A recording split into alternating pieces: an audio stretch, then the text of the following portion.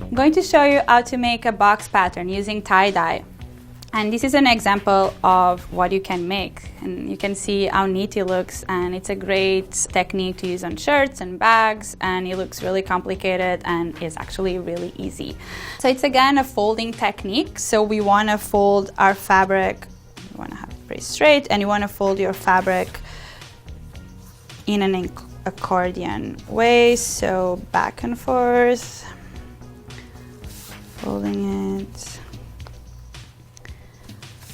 And with these accordion folds that I just did, I pretty much build one set of stripes. So now I want to build the other one to create the grid looking pattern.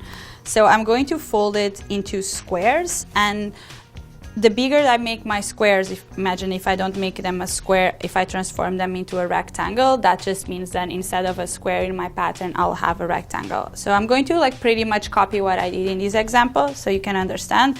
So I'm going to fold it into tiny squares, always accordion folding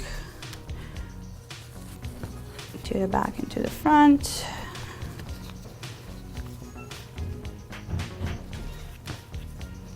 Until I run out of fabric, and all I have left is this small square. Because I'm going to dunk it into a dye bath, I'm going to put some rubber bands around it to just keep it in place, because otherwise all these folds would unfold as soon as they touch the dye bath. So this is it. You see that all the lines that form the grid are in here. The front and the back will get dyed, and that will be a square here and in the other corner too.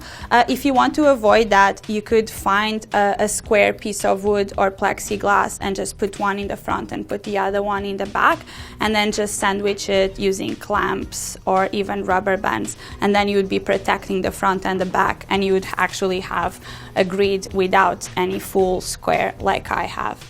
I sometimes leave it open because I like the full squares appearing in the pattern, so this is what we're going to do in this time. So it's ready to go. I'm going to dunk it into my dye bath, just made by mixing some dye and dye activator, and is going to stay in there for about an hour, and after that we can remove it and rinse it. And this is a simple way how you can do a box pattern using tie-dye.